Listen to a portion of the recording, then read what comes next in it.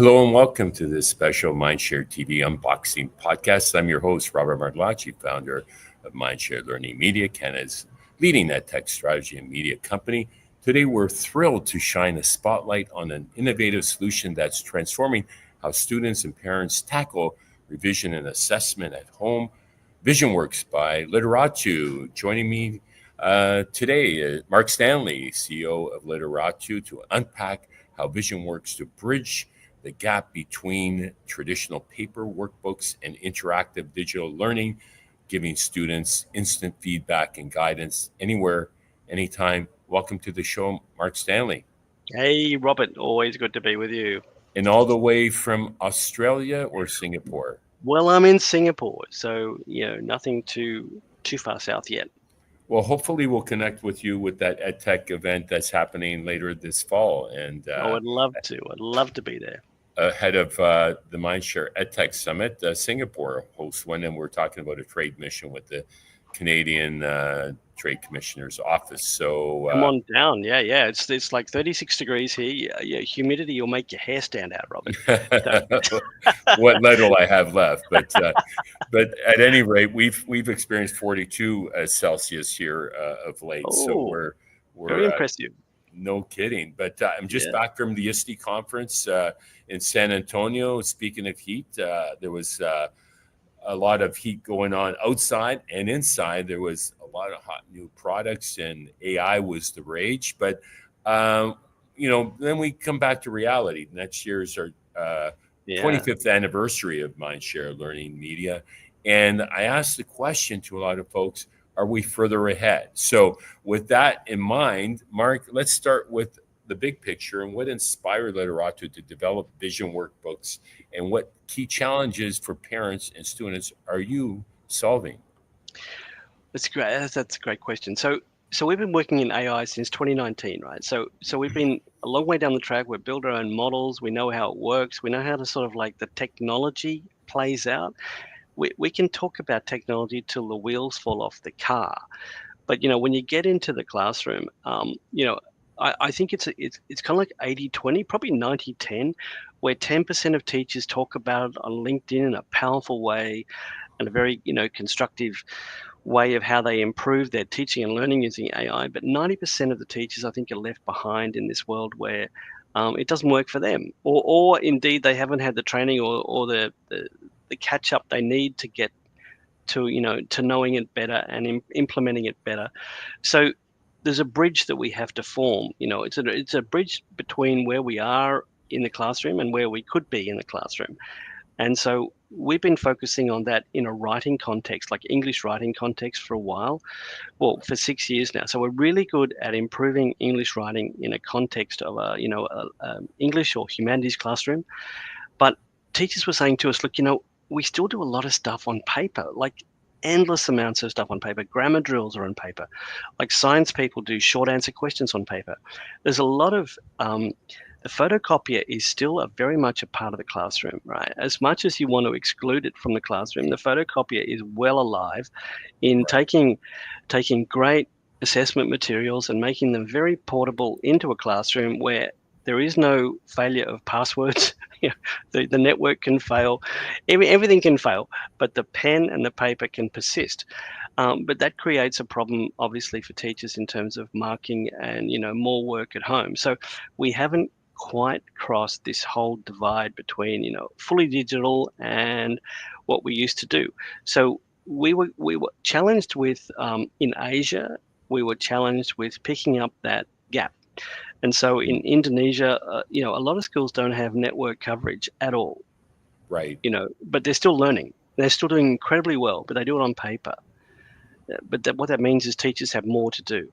So, all around Asia, all around the sort of Southeast Asia region, there's a great sort of connectivity and access to computer issue, and that shouldn't stop learning. Learning keeps going and always has been going. So what we've got to do is pick that up and embrace that kind of what's happening and move it possibly into a zone where everyone gets better quicker, because feedback obviously takes teacher time, and latency is the killer of learning. So we took on that challenge and came up with a thing called Vision Workbooks, which is going really well. Interesting. I talk about multi-literacies and multi-platforms, right? We're talking about AI literacy now and multi-platforms where, I have co-op students in high school here who talk to me about the very issue the challenge you're discussing is the final exams are written on paper. All in paper. Yeah. Right. Yep. So as much as we want to go paperless, we're not there yet. So with that,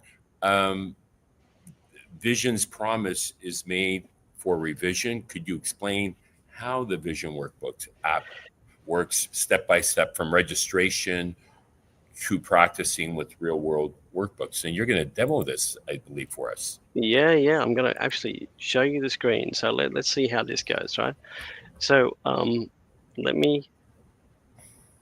now this is a technical challenge.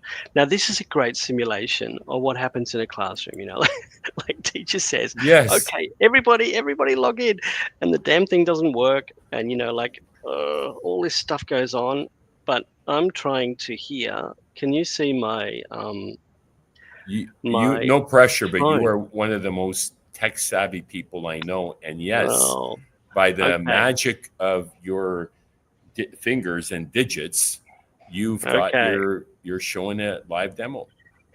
So what happens? Here's what happens. Okay, so reality is what it is. We've got hundreds of worksheets all around a school. We've got textbooks. We've got workbooks. We've got in Asia, I speak to publishers here. We work with publishers here across the spectrum of different types, and they all say they can't print enough books. They cannot print enough books in Singapore, Indonesia, Malaysia, Hong Kong, all around the region. Now, you got to ask yourself, what's going on? We've got more technology than ever before, but we can't print enough books. And why is that, Mark? A lot of screens are being turned down in classrooms because the easiest thing in the world is to get into a digital assessment on one tab and have ChatGPT on the other tab and simply say, answer this for me. And so digital results are really quite spectacular. Analog results are not so good. So, there's a lot of this. Students are very smart. They know how it works. They have free subscriptions to multiple engines. It is what it is. It's out there, right? But if you're trying to assess where a class is at, it makes it really hard to get the truth. And so a lot of teachers shut the screens and hand out the worksheets. But the problem with the worksheets is that they have to be graded and marked. And kind of the teacher has to build this impression of where kids are at, right? Right. So this technology, Robert, has shut down on me again. Mm-hmm. So I'm going to, because I talk too much, I'm going to share a screen again. But you're hitting on some really hot buttons right now, and California and then a number of other states and provinces have cell phone bans during class, and there's these pouches that you can put them in, like Generation Faraday's. We did an unboxing with them that allows you to keep your phone, so it gives the student the comfort of having it in case of an emergency, but they don't get the signal, right? And that's critically important because there's studies show that kids get distracted. You're back in action with your here we go. So demo and speak less and demo more. Okay. Oh man, it turned off again. Oh, that's odd. Oh, this is really giving me some try shutting your camera. It could be a bandwidth issue, so try shutting your camera so we don't necessarily see you, but we see the demo. It could be good, but let me just try one more time. Okay. Start the broadcast. I'm seeing it now. Fingers all right, crossed. let's see how we go here. So I close that down. Okay, so here's the game, right? So we work with publishers who have assessment books. Now this could be a school with their own book. Okay, this could be anybody with a collection of assessment materials. So we could it be a Nelson Learning, for example? Yeah. Okay. Like they've all got assessment books, and we've built this really clever ingestion engine where you give us a PDF of what you have as a question base, and you give us the answers, and we work out that on all these pages there are a certain number of questions. So we actually ingest the analog version of the whole thing and say, okay, we're with you here in the room. Now, what the kids do is they go and actually write in the book or on the paper. We don't change any modality. Right. What we're ready to do is ingest what they're doing. So if I was working on specimen paper 1 and I'm on page 42 and I've answered the questions, here's what I answered earlier. It's probably going to take a bit of time to unfold here. Right. But that's the page that I answered, right? But I'll simulate what happens is they finish page 42 in the class. They take a photo. So I will upload a new photo. Now this is live, right? So I'm Yeah, going you're to live. take This is a a live photo, demo. If you're a just photo joining that us. with the shadow on it, the whole thing, right? But this could be a short answer question, could be a long answer question, it could be really anything. We basically, reading your answers, it uploads, it reads your answers, it crafts the perfect feedback, and within about 10 seconds, we're back in the room with a complete breakdown of every question on that page, what you answered, what you got right, what you got wrong, um, and we're in the game. We just answered 3 questions, Brilliant. ready to go. Now we can flick between the good answer, the model answer, what the question was asking, what your misstep or confusion may have been, and what the core concepts are. So we're basically taking on that initial feedback role for a teacher where all the marking is done. Now, students can do this at home. Parents can work with students at this at home. Teachers can do this in a classroom.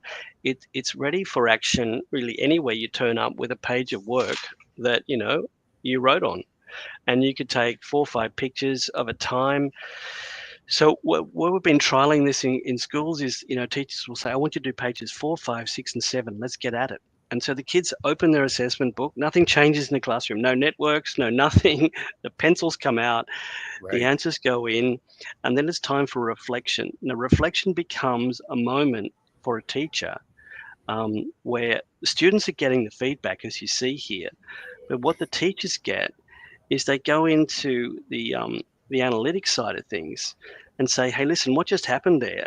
And we can see that 67% of the kids are quite poor in these questions. Fascinating. And you Wow. go down to the questions and you say, these are the questions that actually are troubling the class. So what do you reteach tomorrow? You have an answer to that in about 10 seconds flat. What's the feedback been like, Mark, through your The pilots? feedback's been amazing. Like, we actually built it for parents who in Asia are very invested in helping their kids with outcomes. There's a lot of assessment mentality in Asia where Right. you do work at home, you practice, but parents aren't content experts. Parents struggle with trying to help the kids. It's a very stressful time in Asian families where kids are not achieving and parents can't be a Right. part of it. So we actually wrote it for a parent sort of like context where parents could become part of the students' gaps. Like Absolutely. what don't I know? Let's reread this question. Let's reread the feedback. Let's have a look at what's going on. It's a real, emotional come together for parents and kids. We wrote it for that. It panned out to be teachers wanted to have access to this because And it's what the about biggest. tutors? Tutors Tutoring. as well. Like, Tutors as what's the well. application for So that? yeah, a lot of kids can work at home and give access to this app to the tutors. So the tutors can sit down with Rocky.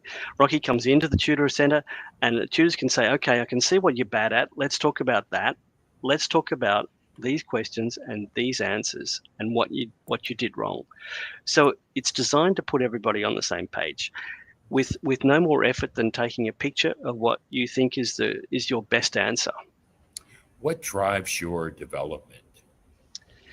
I think it used to be, I think a lot of technology companies, and we've been guilty of this in the past, is we think Hmm. we're building products and people will just love them and they'll come to you. But I think when you actually break down what education is, it's a village that creates education. Teachers do their best. Parents always want the best. Kids are trying their best. Everyone's in the right frame of mind, but there just Mhm. needs to be a connector. A connector that uses what's possible in the context of what is. So if you're really bad at science, Mhm. there's no reason to not get ahead of the game. It's just a matter of getting some better feedback and some more sort of like instant response to where you think you have a problem. And that's the learning moment that gets lost in a lot of instances, is that the kids leave class thinking they're bad at science, they'll never be good at science. So I'm not good at science. I'm not giving up on science, right? But the bottom line is they could be great at science or English Right. or any subject if they just had that cadence. And I think the big thing in all this is we've learnt that everyone is different in the way they learn. So we have to keep kids in the zone of proximal development. This is research that Interesting. goes back to 1930, and it Mhm. has never been compromised since, is that everyone learns at a different speed and a different place. So you have to promote that. And that's, I think, the Right. power of AI is it can touch into that. Fascinating. And so you clearly really pay attention to the needs of the teachers and as well as the parents, and the students are at the center. If you're That's it. just joining us, we're unboxing Vision Workbooks, AI powered feedback for students. My guest is Mark Stanley, who is the founder and CEO of Literatu, currently in Singapore, based in Australia. And Mark, I have to say, I was just at the ISTE Live 25 conference in San Antonio, and the top companies that were present happened to be from Australia, like Canva, and Canva. Yeah. and and they're one of the, I'd say, the number one tool currently used in education. Why? Because it's easy to use. It democratizes access for teachers and students. And Yeah. you've done a masterful job in taking a page from other successful ed techs and paying attention to the customer needs. I just saw a blog this morning on LinkedIn of one of our ed tech colleagues in Canada talking about this very challenge of ed tech startups, thinking that they got the next whiz bang tool that teachers are going to love. But it's really about what problem are you trying to help them solve? And that's Yeah. what it comes down to at the Yeah. end of the day. Thoughts? Yeah, it's so true. I mean, I come back to where I think we're talking earlier. Content is everywhere now. Content Mhm. is not king. Content used to be king, but content now can be gotten from anywhere. I think what's king is how students can think about their thinking. So it's called meta thinking, or it's a meta thinking framework where Mhm. you don't have to worry about knowing content. You have to worry about how you think about processing that content and think about how you can extend that content into a context. And I think that's what all employers are looking for now, is that people who can assimilate what's around them, but bring it into a frame of reference that's purposeful. And I think that's what learning has now become. It used to be, remember that photosynthesis comprises of 5 steps. Well, I think you can get your hands on that real quick now. But what does photosynthesis mean to plants in a compromised environment and ecosystem? And how can we sustain oxygen? Like, that's the bigger thought Mhm. process that I think Right. students need to think about now. So I think the drill of knowledge that we all grew up with was, remember this and you'll be right, is Right. now about thinking about what the knowledge is and purposefully moving that into a frame of reference. And that's called meta thinking. And that's where I think AI and feedback and all these mechanisms can really impact on learning. Fascinating. So AI, you mentioned AI is the rage and overwhelming, as ed tech can sometimes be. How does Vision balance the use of smart technologies like Vision and with being easy and practical for everyday families to adopt? Well, I think, learning is about feedback. You can never disconnect learning from feedback. It's the essence of the whole thing. So if I answer a page of questions, or I'm struggling with something and I get no feedback, I'm kind of disjoined from learning. Or instantly, I'm waiting for the next cycle or the next event or the next possibility to talk to my teacher about something. I think we can close up gaps quicker than that, right? I think products that can really contextualize, page of learning here, right now. How can I maximize this? How can I learn from this page of learning? As opposed to just answering 3 questions. What do I know? What don't I know? What should I focus on? What could I focus on? Could I get more help for it? They're all, I think, topical kind of things that AI can be helpful with. The cognitive and the relationship side of learning will always be in the domain of the teacher. But if they've been taken away from that workload of 35 ones of these, right? And they're now on an opportunity to say, hey, listen, Rocky, I know where you're at. You need to focus on these things here. Let me help you. I think that really gets to the heart of teaching, and that's where teachers need to be. They don't need to be in this red pen world. They need to be in the Right. world of knowing where they need to work the best. Well said. Finally, what is your vision for Vision?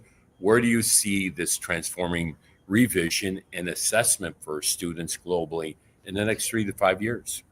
Well, it's lovely to talk about digital assessment and all these digital tools, but if they don't match the modality of the classroom, they're of no use.